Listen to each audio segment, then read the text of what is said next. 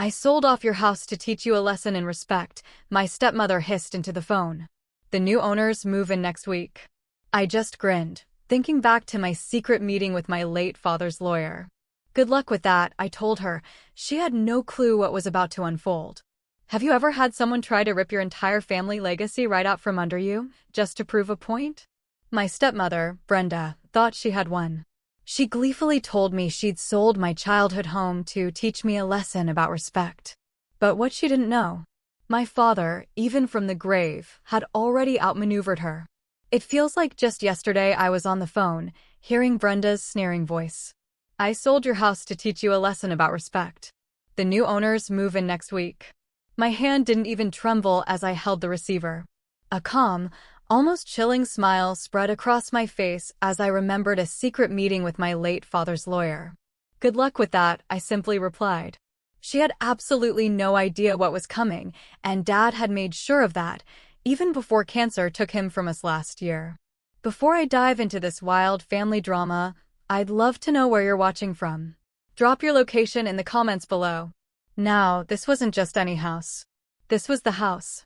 A stunning Victorian in Boston's historic Beacon Hill neighborhood. All red brick, black shutters, and ornate moldings that dated back to 1887. My grandparents bought it in the 1950s for what now seems like a ridiculously low price, and they left it to my dad, their only child. That house? It was the backdrop for every significant memory of my childhood. My dad, Richard, was an architect with his own successful firm, and he taught me to appreciate every single inch of that home's craftsmanship. On Sunday mornings, when most kids were glued to cartoons, Dad would walk me through different rooms, pointing out the hand-carved balusters on the staircase, the original heart pine floors, and the intricate plasterwork on the ceilings. Madison, he'd say, his fingers tracing a delicate pattern on the crown molding. They don't make homes like this anymore. This craftsmanship is a lost art. He'd lift me up so I could touch the ceiling medallions, explaining how they were created by Italian immigrant artisans. This house is our legacy, Maddie. Someday, it'll be yours to care for. My mom, Elizabeth, an interior designer, loved that house just as much as Dad did. She had this incredible eye for blending modern comfort with historical integrity. Together, they created spaces that were breathtaking yet totally livable. The jewel-tone library with its floor-to-ceiling bookshelves. The kitchen with soapstone counters and chef-grade appliances tucked discreetly behind period-appropriate cabinetry. And the sunroom. Oh, the sunroom. That's where Mom nursed her collection of rare orchids. But our perfect life shattered when Mom was diagnosed with aggressive breast cancer when I was 13. For 2 years, our home transformed. It became a place of hushed conversations, the smell of antiseptic and medical equipment. The sunroom, once her vibrant oasis, became Mom's sanctuary during treatment, a place where she could still feel the sun's warmth even when she was too weak to go outside. I was 15 when we lost her. Dad and I were utterly devastated, each in our own way. I became withdrawn, spending hours holed up in my room, or sometimes in Mom's sunroom, whispering to her plants as if they could still hear her. Dad? He buried himself in work, sometimes sleeping at his office rather than coming home to a house that echoed with Mom's absence. For nearly 2 years, it was just the two of us, stumbling through our grief together. Then came the charity gala for cancer research. Dad went to honor Mom's memory, and that's where he met Brenda Campbell. Brenda was everything my mother wasn't. Loud, flashy, always seeking attention. Where Mom had been thoughtful and genuine, Brenda was calculated and performative. But she made Dad laugh, the first genuine laughter I'd heard from him in years. And honestly, I couldn't begrudge him that, even when she started showing up at our house for dinner 3 times a week. Be nice to Brenda, Dad would say before she arrived. She makes me happy, Maddie. So I tried. I really, truly tried. But from the beginning, Brenda made it abundantly clear that our house wasn't to her taste.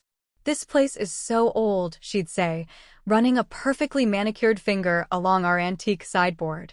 Wouldn't it be nice to update things? Get rid of some of this dark wood? Brighten the place up?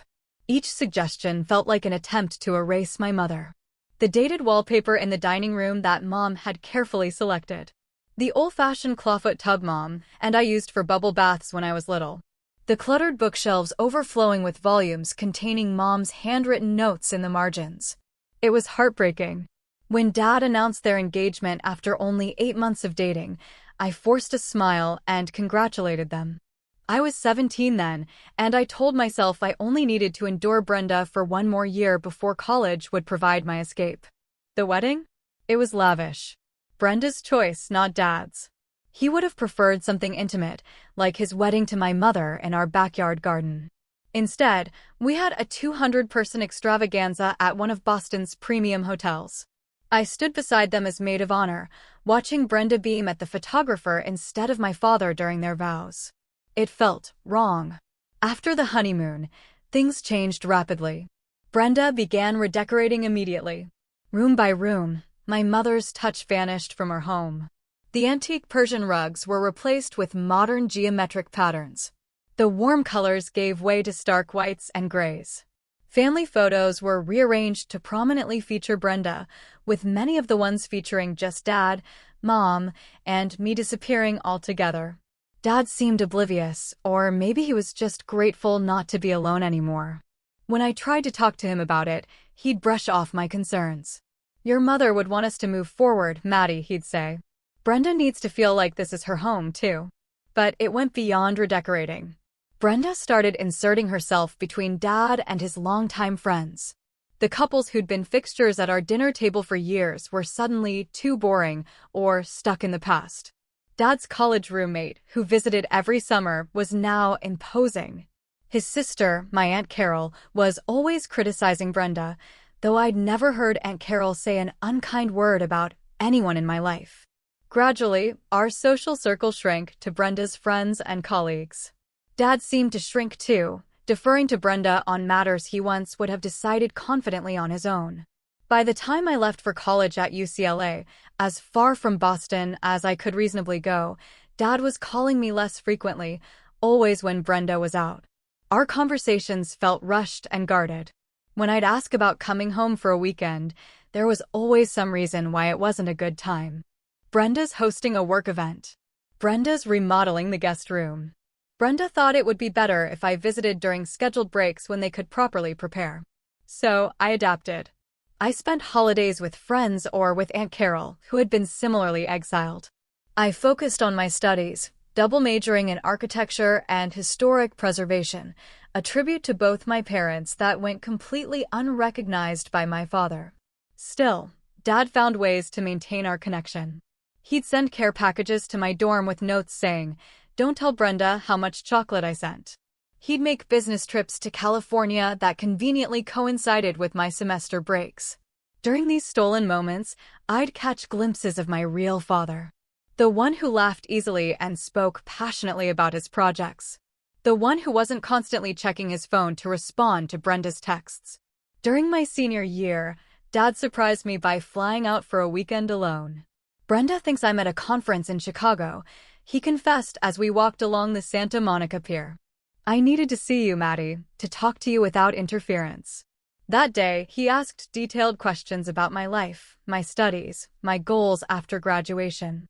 He seemed particularly interested in my thesis project on adaptive reuse of historic properties. "You have your mother's eye and my technical mind," he said proudly. The perfect combination. Before he left, he hugged me tighter than usual. "I've made some mistakes, Madison," he said, using my full name as he always did when he was serious.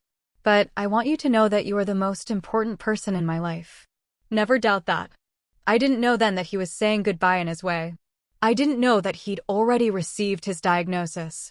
The call came on a Tuesday morning during my first year working at a historic preservation firm in San Francisco. Aunt Carol's voice was tight with both grief and anger. "Your father's sick, Madison. It's cancer, pancreatic, and it's advanced. The doctors are giving him months, not years." The shock hit me physically, making my knees buckle as I sat heavily in my office chair. "How long has he known?" I managed to choke out. "At least 6 weeks, from what I can gather. Brenda's been controlling who gets information and when.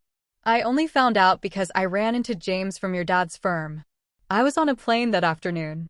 During the 5-hour flight, my mind raced through all the signs I might have missed. Dad had looked thinner when we video chatted last month. Tired. But I'd attributed it to a big project he was finishing. He'd mentioned stomach pain, but blamed it on Brenda's experimental cooking phase. When I arrived at the house, my house, our house, though it hardly looked the same anymore, Brenda answered the door with a smile that didn't reach her eyes. "Madison, what a surprise," she said, blocking the entrance slightly. "We weren't expecting you." "I came as soon as I heard about Dad," I said, refusing to play along with her charade. "Where is he?" "Your father is resting. The medication makes him very tired. Perhaps you should have called." From behind her, I heard Dad's voice, weak but insistent. "Is that Maddie?" "Let her in, Brenda." She stepped aside reluctantly, and I rushed past her to the downstairs study, which had been converted into a bedroom for Dad. The sight of him nearly broke me. The robust, energetic man who had taught me to ride a bike and build model bridges was now thin and jaundiced, his designer clothes hanging loose on his frame. But his eyes lit up when he saw me, and for a moment he was just my dad again. "Madison," he said, reaching for me. "My girl, you came." I sat beside him, taking his hand carefully, afraid of dislodging the four that ran to a port in his chest. "Of course I came. Why didn't you tell me sooner?" He glanced toward the door where Brenda hovered. "We didn't want to worry you until we had a treatment plan in place." I bit back my response. There was no we in this situation. I knew with absolute certainty that Brenda had kept this from me deliberately, likely hoping Dad would be too sick to see me by the time I found out.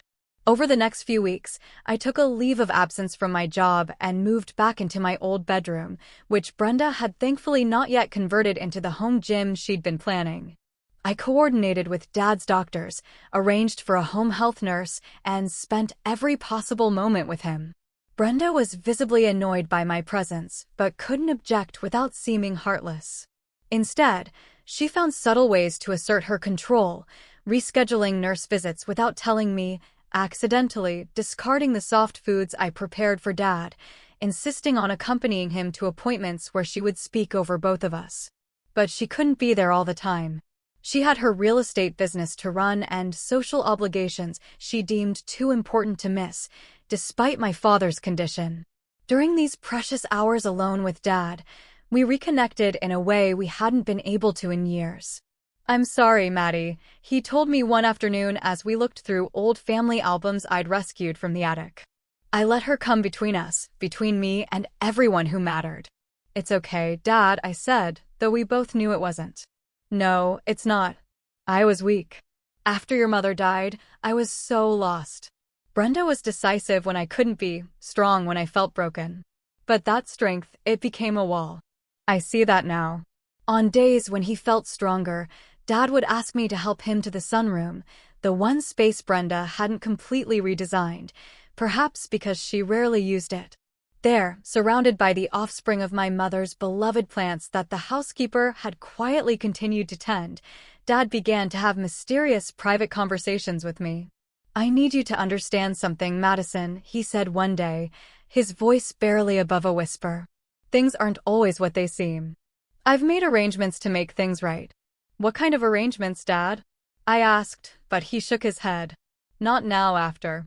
I need you to promise me you'll meet with Harrison, my attorney, after I'm gone, no matter what happens at the reading of the will. Promise me." "I promise," I said, confused but unwilling to stress him by pressing for details. As the weeks passed and Dad grew weaker, I noticed Brenda's attention shifting from his care to his possessions. She began asking him pointed questions about his business, about accounts and properties. She became particularly fixated on the house. "We should discuss selling, Richard," she said one evening when she thought I was out of earshot. "This place is too big for me to manage alone. Too many stairs, too much maintenance. We could use the money for your treatments." Dad's insurance covered his treatments, and they both knew it. The house was worth millions in Boston's hot real estate market. And Brenda, who'd come into the marriage with modest assets, clearly had her eye on the potential windfall. "Not yet," Dad would reply weakly. "Let's focus on getting better." But we all knew he wasn't getting better. The treatments had failed to shrink the tumors, and Dad had decided to stop them, preferring quality of life over a slightly prolonged, painful existence. During his final week, Dad insisted on speaking to me alone each day. These conversations were often fragmented, jumping between childhood memories and urgent instructions. The oak tree in the backyard, remember how we built that treehouse? Harrison has the papers. Your mother's jewelry is in the safe deposit box. Key in my desk. Harrison knows. Trust Harrison. I nodded and took notes, unsure what was delirium and what was vital information. The night before he died, Dad had a moment of perfect lucidity. He gripped my hand with surprising strength and looked directly into my eyes. Madison, I need you to forgive me for Brenda, for the lost years. But know this, I've always loved you more than anything in this world. And I've done everything I could to protect you. Remember that when it seems like I didn't. I held his hand against my cheek, memorizing the feel of it. There's nothing to forgive, Dad. I love you. He died peacefully the next morning, with me on one side of his bed and Brenda on the other. In that moment of profound loss, I thought perhaps grief might bridge the gap between Brenda and me, that we might find common ground in loving and missing the same man. I was wrong. While I sat shell-shocked beside my father's body, Brenda was already on the phone with the funeral director, planning a service that would reflect her taste rather than Dad's wishes. The funeral was exactly as Brenda wanted it. Elaborate floral arrangements Dad would have found excessive, eulogies from her friends who barely knew him. A reception at an upscale hotel rather than the intimate gathering at home that Dad had specified in the notes I'd found in his desk. Throughout the service, Brenda played the part of the devastated widow perfectly, accepting condolences with a practiced balance of dignity and visible grief. Yet, I noticed how quickly her expression changed when she thought no one was watching. The tears drying up instantly, the look of calculation returning to her eyes as she assessed the attendees, likely mentally cataloging who would be useful to her moving forward. I stood beside her in the receiving line, accepting hugs from Dad's colleagues and friends, many of whom I hadn't seen in years due to Brenda's systematic isolation of my father. Several whispered to me how glad they were that I had been there for Dad at the end, how much he had always talked about me with pride, even during the years Brenda had kept us apart. Aunt Carol stayed close to me throughout the day, a buffer between me and Brenda's performative grief. Your father adored you, she reassured me repeatedly. Never doubt that, no matter what happens next. I didn't understand what she meant by what happens next until 2 days later, when we gathered at Mr. Harrison's office for the reading of the will. Mr. Harrison's office was in a historic brownstone in downtown Boston, the kind of dignified old building where generations of the city's legal and financial matters had been handled with discretion. The conference room featured dark wood paneling, leather chairs, and a massive table that seemed designed to intimidate. I arrived early, wanting a moment to compose myself before facing Brenda again. Mr. Harrison, a tall man in his 60s with silver hair and kind eyes behind wire-rimmed glasses, greeted me with unexpected warmth. Madison, he said, shaking my hand with both of his. It's good to finally meet you, though I wish it were under better circumstances. Your father spoke of you often and with great pride. Before I could respond, the door opened and Brenda swept in, dressed in an expensive black suit that screamed wealthy widow rather than grieving wife. She was accompanied by a sharp-featured man carrying a leather portfolio, whom she introduced as her attorney, Mr. Daniels. The fact that she'd brought her own lawyer suggested she was expecting something contentious. I glanced at Aunt Carol, who had arrived just after me, and she raised an eyebrow slightly. Shall we begin? Mr. Harrison said once we were all seated. He opened a thick folder and cleared his throat. This is the last will and testament of Richard James Reynolds, revised and signed 6 months ago, with myself and 2 colleagues as witnesses. 6 months ago, just before Dad's diagnosis, if my timeline was correct. Mr. Harrison began with the standard legal preamble, then moved to the specific bequests. Dad's collection of architectural books to his firm, a generous donation to the Cancer Research Foundation established in my mother's name. His vintage car to his oldest friend from college. Then came the items that mattered most to me. To my daughter, Madison Elizabeth Reynolds, I leave my personal effects, including photographs, my architectural drafting tools, and the family albums. I felt my stomach drop. Personal effects? That's all? Additionally, to Madison, I leave a cash bequest of $50,000. $50,000 was generous under normal circumstances, but given my father's wealth and our family history, it felt like an afterthought. I could feel Brenda's smirk without even looking at her. The remainder of my estate, Mr. Harrison continued, including all real property, financial accounts, investments, and business interests, I leave to my wife, Brenda Campbell Reynolds. The words hit me like physical blows. The house, my childhood home, my grandparents' legacy, the place my father had promised would someday be mine to care for, was now Brenda's, along with everything else that defined my father's life and work. How could he do this? After all his mysterious comments about making things right, after all his hints about arrangements and instructions to meet with Harrison, I must have made some small sound of distress because Aunt Carol reached over and gripped my hand tightly. Are there any questions? Mr. Harrison asked, looking directly at me with an unreadable expression. Brenda's attorney spoke up. Everything seems quite straightforward. My client is satisfied with the terms. I bet she was. In the space of 10 minutes, Brenda had gone from a moderately successful real estate agent to a multimillionaire with significant property holdings. Madison, Mr. Harrison prompted, any questions? I wanted to scream, to demand explanations, to ask how my father could have betrayed not just me, but the generations of Reynolds who had preserved our family home. Instead, I managed a stiff no. No questions. Very well, Mr. Harrison said. There are papers to sign regarding the transfer of assets. Brenda, my assistant, has those ready in the next room. Madison, if you could stay behind for a moment, there are some details regarding your father's personal effects that we need to discuss. Brenda rose, triumphant. Take all the time you need to discuss knickknacks, she said. I have more pressing matters to attend to, like deciding what color to paint the living room. I'm thinking white, to brighten up all that dreary woodwork.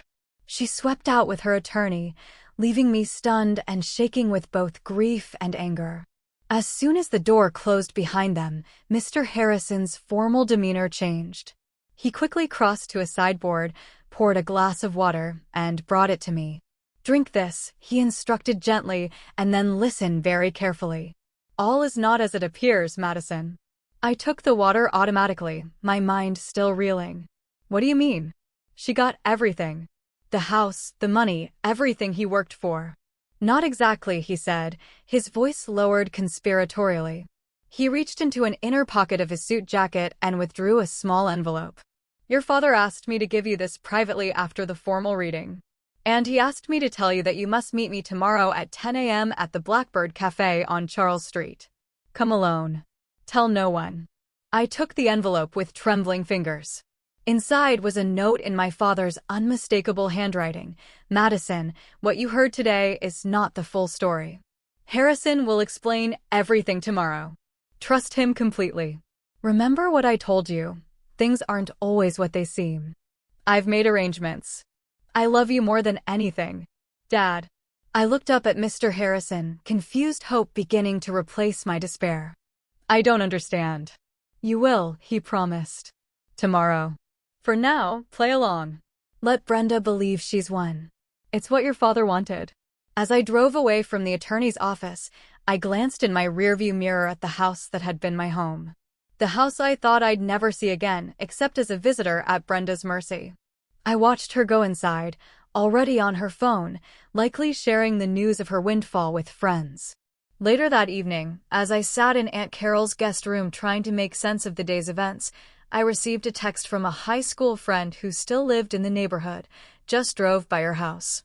There's a coming soon sign from Brenda's real estate company in the front yard. Is your dad selling? My dad wasn't selling.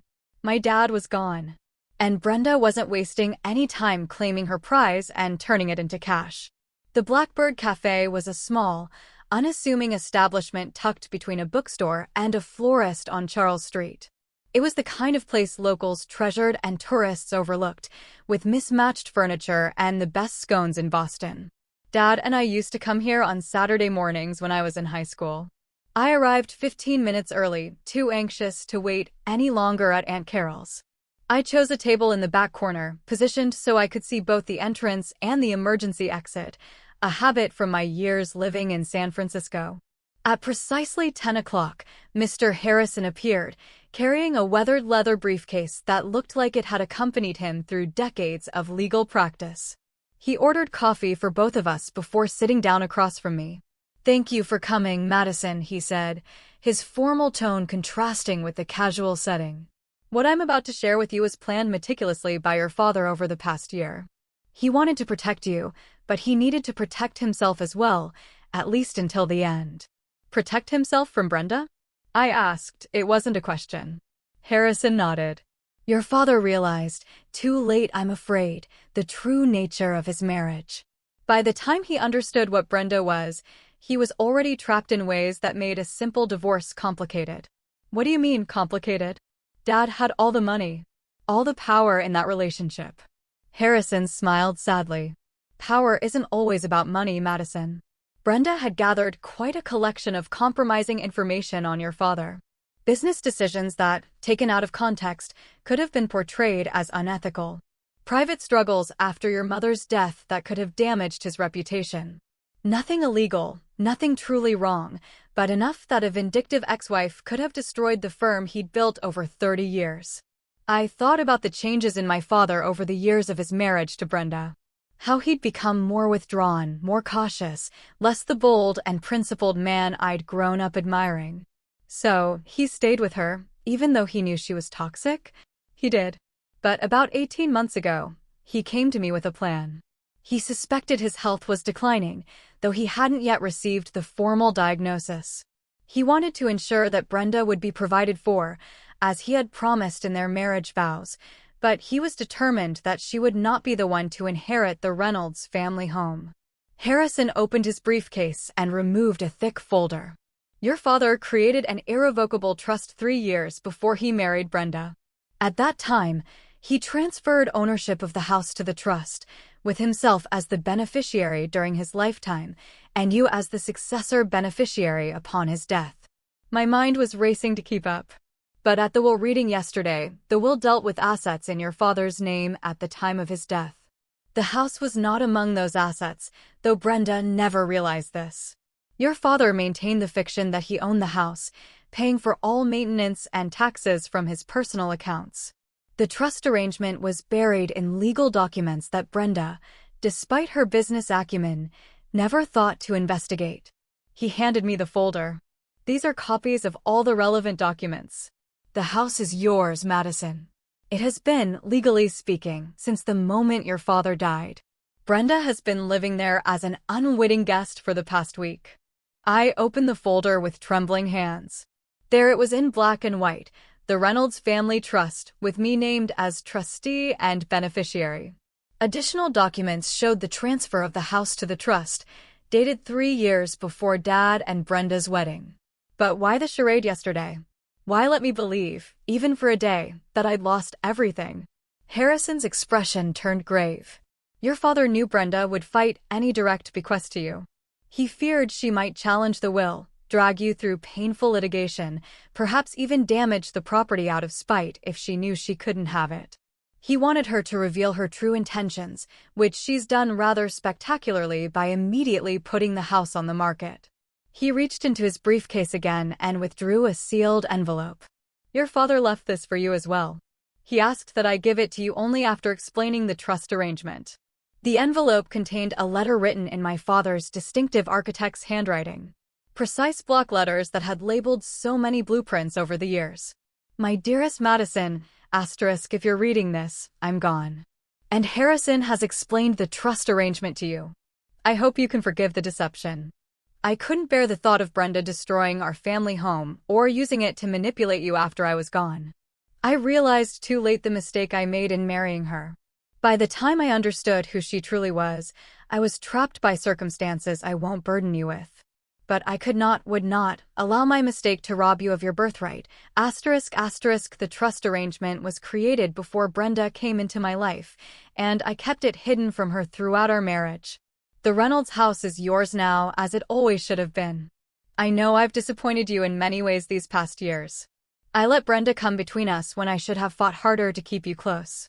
Please know that not a day went by when I didn't think of you, miss you, and feel pride in the remarkable woman you've become. What you do with the house now is entirely your decision. Keep it, sell it, renovate it.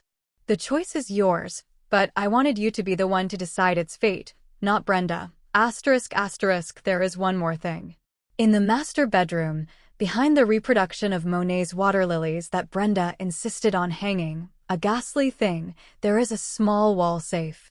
The combination is your birthday. Inside, you'll find your mother's jewelry, which I managed to hide before Brenda could modernize those too, along with some family papers I thought you might want to preserve. I love you, Madison, more than you could ever know. I hope that in protecting this piece of our family history for you, I've begun to make amends for the years we lost. Asterisk, all my love, Dad. Tears streamed down my face as I finished reading. Mr. Harrison discreetly passed me a handkerchief. What happens now? I asked when I could speak again. Now, Harrison said with a small, satisfied smile. We wait for Brenda to attempt to sell property she doesn't own. I've already alerted the title company that will handle any closing. They're aware of the trust's existence, but have been instructed not to reveal anything until Brenda actually attempts to complete a sale. So, she's listing a house she doesn't own? I asked, beginning to understand the elegance of my father's plan. Exactly. She can show it, accept offers, even sign a purchase agreement. But when it comes time to transfer title, she'll discover she has no legal right to do so. The house is yours, Madison. It has been all along. I sat back, overwhelmed by this reversal of fortune. Dad knew her so well. Knew exactly what she would do. Your father was a brilliant man, Harrison agreed. And he loved you very much. This was his final gift to you, not just the house itself, but the satisfaction of seeing justice done. As we finished our coffee, Harrison provided me with the names of several excellent real estate attorneys who could help me navigate the coming confrontation with Brenda. We agreed that I would continue staying with Aunt Carol for the time being, allowing Brenda to proceed with her plans to sell the house, blissfully unaware of what awaited her. One last thing, Harrison said as we prepared to leave. Your father wanted you to have this, regardless of what you decide to do with the house. He handed me a small velvet box. Inside was a key on an antique silver keychain, engraved with the letter R, the original key to the front door, Harrison explained. Your great-grandfather had it made when the family purchased the house. Your father thought you should be the one to hold it now. I closed my hand around the key, feeling its weight and history. Whatever happened next, this small piece of metal represented a connection to my family that Brenda could never sever. The next 3 months required more patience than I knew I possessed. On Harrison's advice, I maintained a low profile, staying with Aunt Carol and focusing on my work, which I was able to do remotely thanks to an understanding boss. Meanwhile, I kept tabs on Brenda's activities through a network of family friends and neighbors who had never warmed to her. Mrs. Peterson, who had lived next door for 40 years, called me weekly with updates. She's thrown out all your father's clothes. Mrs. Peterson reported one week. Had a crew come and just cart everything away. Such a waste. Those beautiful suits. Another time, she's painting everything white. Everything. Even the mahogany paneling in the library. It's a crime against architecture. Each update felt like a tiny cut.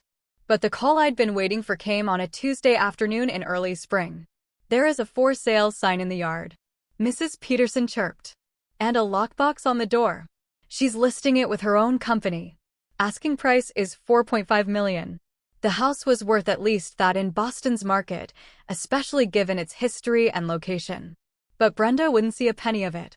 I thanked Mrs. Peterson and immediately called Harrison, who confirmed that the listing had appeared in the multiple listing service that morning.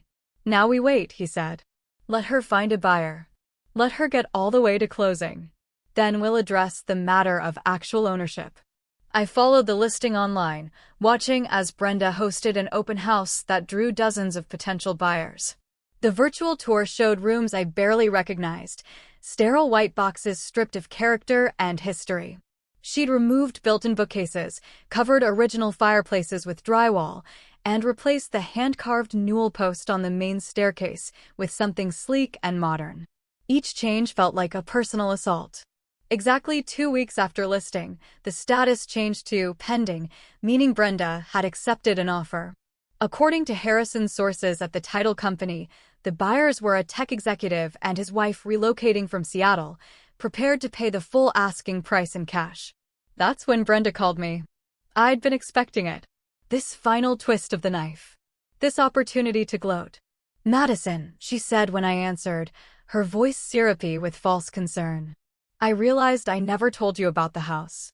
"What about it?" I asked, keeping my voice neutral. "I've sold it," she announced triumphantly. "I know how attached you were to that old place, but it was just too much house for one person. The new owners are a lovely couple. They're planning to gut the inside completely. Something about open concept and smart home technology. I gripped my phone tighter but maintained my calm. "I see. Of course, I did set aside a few of your old things from the attic," she continued, her voice dripping with condescension. "Photo albums and such. Nothing valuable, but they might have sentimental worth to you. You can pick them up before closing next week." "That's thoughtful of you," I managed. "I thought so," she preened. "Oh, and Madison, I wanted you to know I sold the house to teach you a lesson about respect. Maybe next time you'll think twice before trying to turn your father against me." My blood boiled at the accusation, as if I'd been the manipulative one in this scenario. "The new owners move in next week," she continued, clearly enjoying herself. "So, if you want to say goodbye to the place, you should do it soon. Though, honestly, you might not recognize it anymore." That's when I allowed myself a small smile, thinking of the documents safely stored in Harrison's office and the key I now wore on a chain around my neck. "Good luck with that," I replied simply.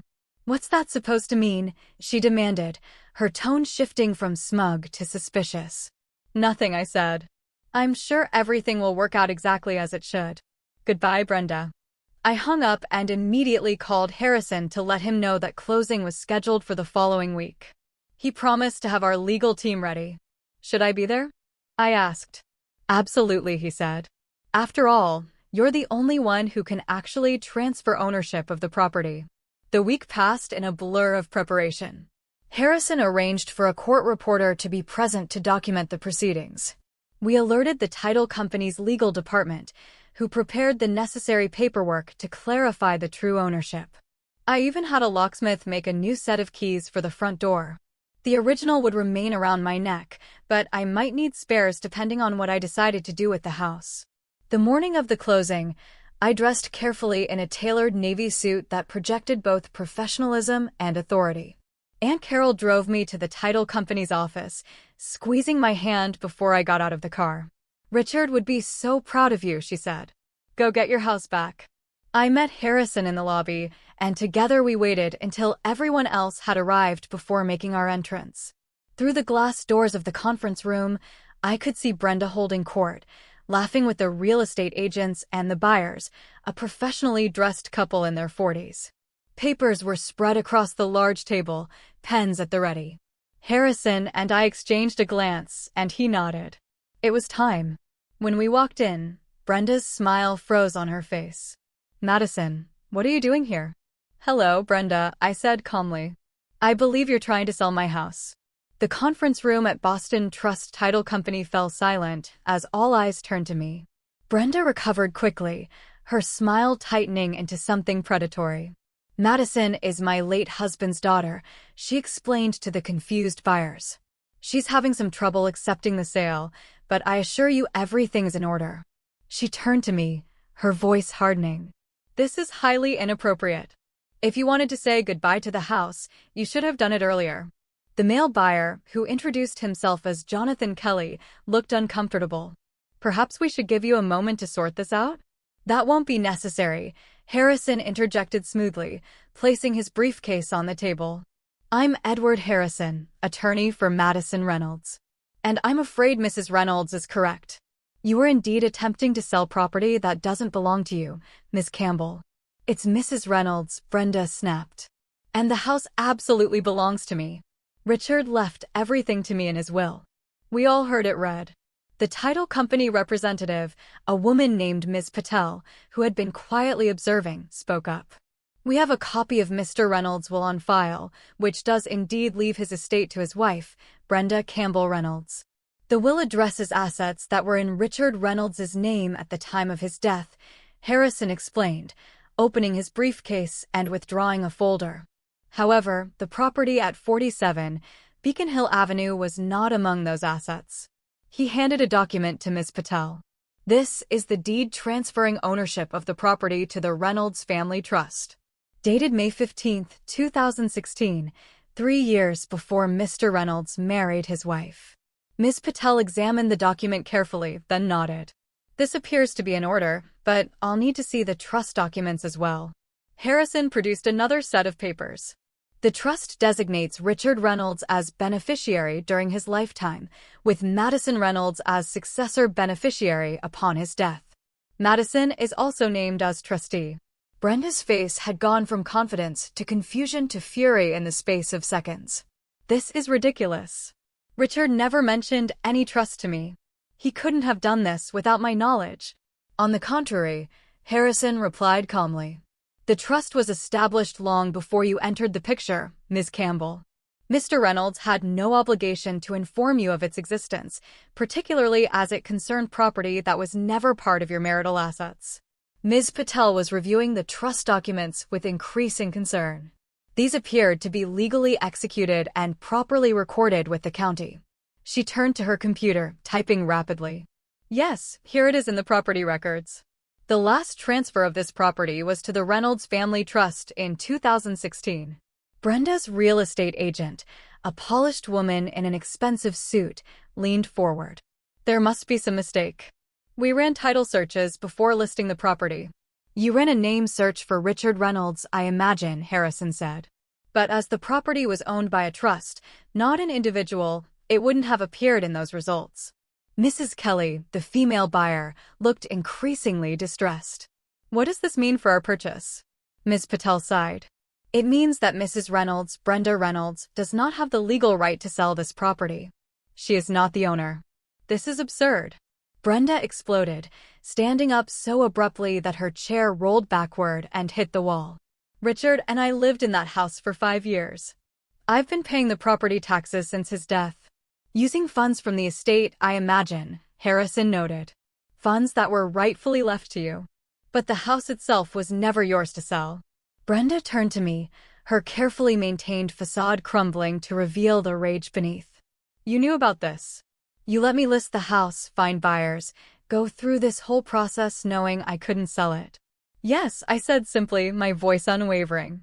Just like you knew the house meant everything to me and still planned to sell it out from under me without a thought. I'll fight this, she threatened, looking around wildly.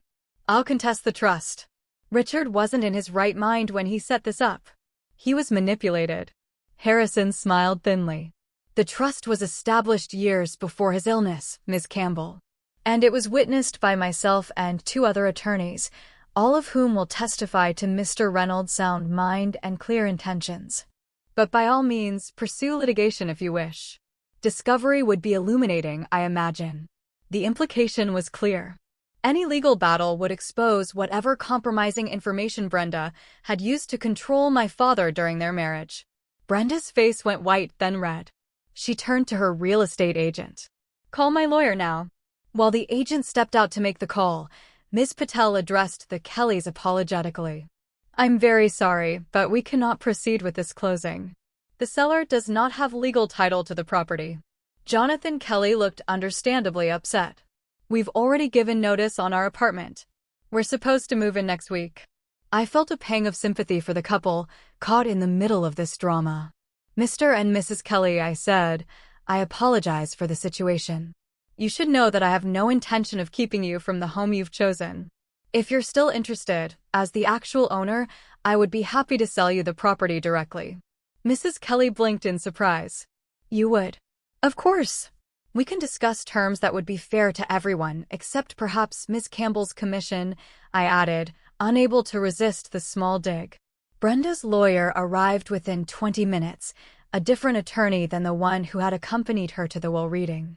This one was older, with the harried look of someone called away from important work for an emergency. After reviewing the documents, he pulled Brenda aside for a whispered conference in the corner. I couldn't hear the specific words, but the increasingly desperate tone of Brenda's responses told me all I needed to know. Her lawyer was confirming what Harrison had said. She had no legal claim to the house. When they returned to the table, Brenda's lawyer addressed the room. My client needs time to review her options. We request that all parties suspend any further action regarding this property until we've had a chance to examine these documents more thoroughly.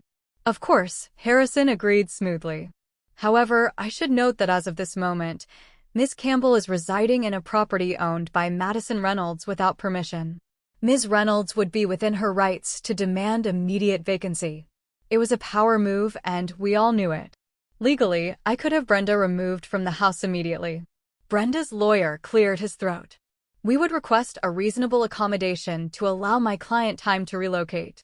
I thought of all the times Brenda had been unreasonable with me, blocking my visits to see my dying father, disposing of family heirlooms without asking, attempting to sell my childhood home out of spite. I could have been equally vindictive now that the power had shifted. Instead, I said, 2 weeks. She can have 2 weeks to pack her things and find new accommodations, but I'll need access to the house starting tomorrow to assess what renovations will be needed before the Kellys can move in. Ms. Patel, apparently relieved that we were moving toward resolution rather than litigation, quickly drew up temporary agreements for everyone to sign, acknowledging the true ownership of the property, setting a timetable for Brenda's departure, and establishing preliminary terms for my direct sale to the Kellys. Throughout this process, Brenda sat rigid with fury, signing the papers with such force that she tore through one of them. When the final document was completed, she stood up and addressed me directly. You think you've won, don't you? You have no idea what your father was really like. The things he did, the secrets he kept. He wasn't the saint you think he was. I never thought he was a saint, I replied calmly. He was human. He made mistakes, marrying you being chief among them. But he was a good man who loved his family and tried to protect what mattered. This isn't over, she hissed, gathering her designer purse and coat. Actually, Brenda, I said, standing to face her. It is. The house is mine. Your game is finished, and in 2 weeks, you'll be nothing but an unpleasant memory in our family history. She stormed out, her real estate agent hurrying after her with apologies streaming from her lips. The Kellys remained, looking shell-shocked by the drama they'd witnessed. Does this sort of thing happen often in Boston real estate? Jonathan asked weakly. Harrison chuckled. Only when exceptionally devious people meet exceptionally good planning. We spent the next hour discussing the terms of sale with the Kellys, who were surprisingly understanding once they realized they could still purchase the house they'd fallen in love with, and at a slightly lower price now that Brenda's commission was out of the equation. As we left the title company, Harrison placed a fatherly hand on my shoulder. Your dad would be proud. You handled that with grace and dignity, more than Brenda deserved. Truthfully, I didn't do it for her, I said, fingering the key that still hung around my neck. I did it for Dad. And for myself. Some battles aren't worth fighting. Not when you've already won the war. The next day, armed with my original key and the legal documents confirming my ownership, I returned to the house that had been my home for the 18 years of my life. Brenda's car was gone. Presumably, she was out searching for a new place to live or consulting with her lawyer about non-existent loopholes. I stood on the front steps for a long moment, tracing the familiar pattern of the leaded glass in the door's window. Then I inserted the key that had been in my family for generations, turned it in the lock, and stepped inside to reclaim my birthright. 2 weeks after the showdown at the title company, I stood in the empty foyer of my family home, listening to the echo of the front door closing behind Brenda for the final time.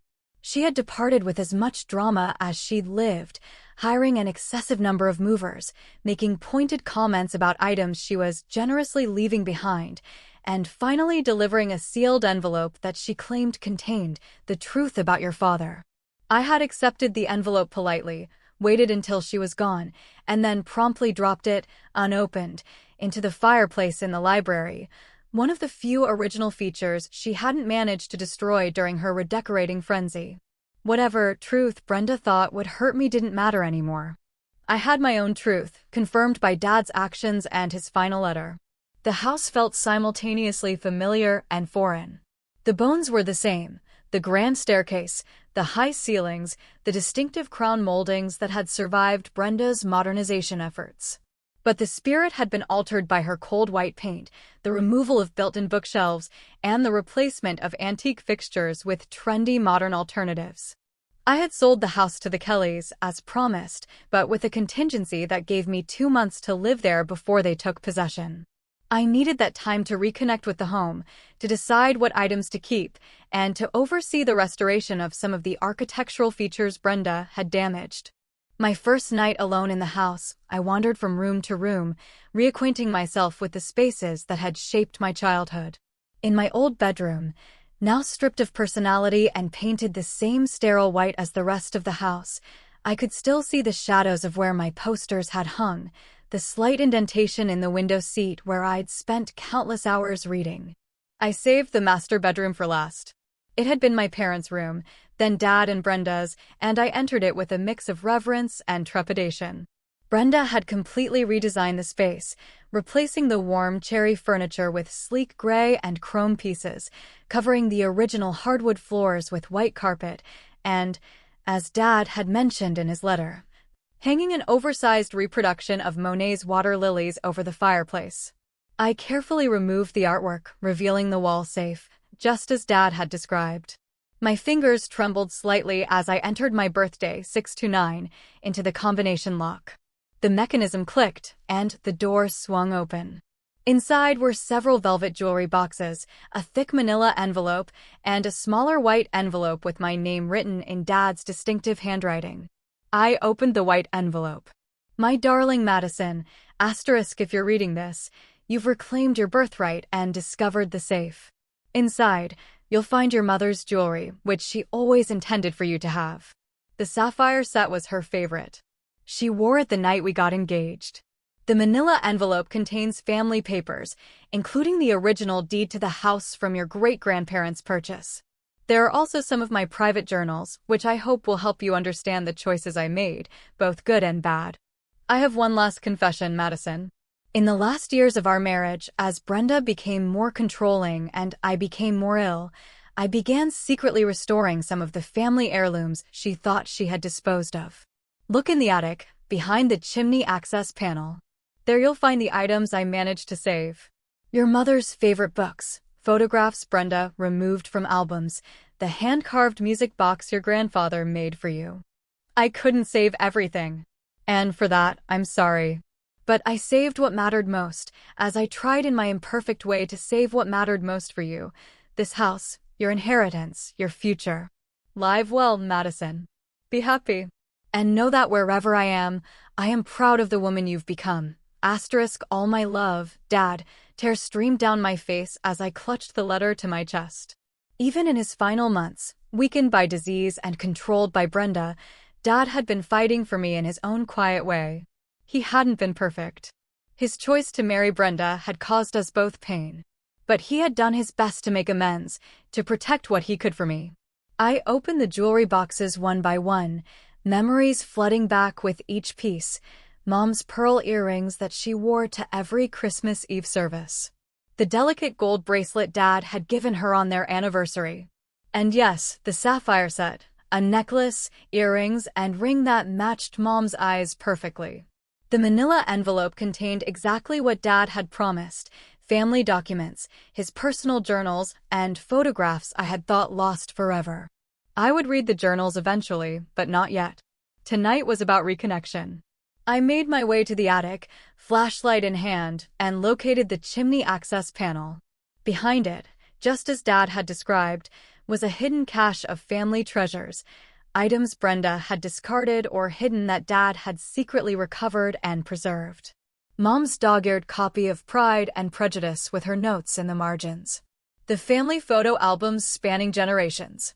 The music box my grandfather had carved, which still played Somewhere Over the Rainbow when wound. My parents' wedding album. Dad's collection of architectural awards. I spent hours in the attic that night, surrounded by these rescued fragments of my family history, alternately crying and laughing as memories washed over me. By the time I descended the stairs, dawn was breaking, and I had made a decision. Over the next 2 months, I threw myself into a careful, selective restoration of the house. I didn't try to erase all of Brenda's changes. Some of her modernizations actually complemented the historic features rather than fighting them. But I restored the library's built-in bookshelves, refinished the hardwood floors she had covered, and reinstalled the antique light fixtures I found carefully wrapped and labeled in the basement. The Kellys visited weekly to discuss the renovations, their initial weariness giving way to genuine enthusiasm as they saw the house's transformation. They had young children who would fill the rooms with laughter again, and they appreciated the blend of historic character and modern amenities I was creating. "We'll preserve the heart of the house," Jonathan promised during their final visit before I moved out. "Our kids will know its history." On my last night in the house, I sat in Dad's study, the one room Brenda had left mostly untouched, perhaps because she rarely entered it. I had packed the items I was keeping, Mom's jewelry, the family photographs and documents, Dad's architectural tools, and a few pieces of furniture with special significance. The rest would stay with the house, part of its continuing story. I felt a profound sense of peace sitting in Dad's leather chair, surrounded by his books and the subtle scent of his pipe tobacco that somehow lingered years after he'd given up smoking. The house had been reclaimed, not just from Brenda, but from the grief and distance that had separated Dad and me during his marriage. Through his final act of love and protection, he had restored our connection, even after death. The lesson wasn't lost on me. Dad had made mistakes. We all do. He had allowed fear and manipulation to separate him from those he loved most. But in the end, he had found the courage to make amends, to protect what mattered, to ensure that justice would eventually prevail. I had learned that patience sometimes serves justice better than immediate confrontation, that playing the long game, as Dad had done with his secret trust arrangement, can be more effective than impulsive reaction. That forgiveness doesn't mean forgetting or excusing, but rather freeing yourself from the burden of bitterness. Most importantly, I had learned that family legacy isn't just about houses or possessions. It's about values passed down, lessons learned, love expressed, even imperfectly. Dad had preserved our family home for me, yes, but more precious was the example he'd set through his final acts, showing me that it's never too late to try to make things right. As the light of dawn filtered through the study windows, I rose from Dad's chair and took one last look around. I wouldn't be living here anymore, but I had reclaimed what mattered: my heritage, my memories, my peace of mind. And Brenda's attempt to erase all of that had ultimately failed. Sometimes justice comes in unexpected ways. Sometimes the most powerful response to cruelty isn't dramatic confrontation, but quiet, methodical planning. Sometimes winning doesn't mean destroying your opponent, but simply taking back what is rightfully yours and moving forward with grace.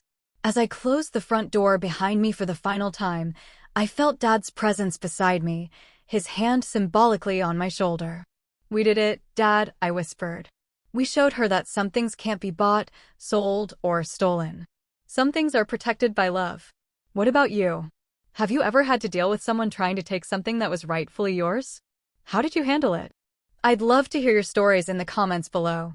And if this tale of family justice satisfied something in your soul, please hit that like button and subscribe to hear more stories of people standing up for themselves in the face of injustice. Remember to share with anyone who might need a reminder that sometimes the good guys really do win in the end. Thank you for listening, and remember, patience and planning often triumph over greed and manipulation.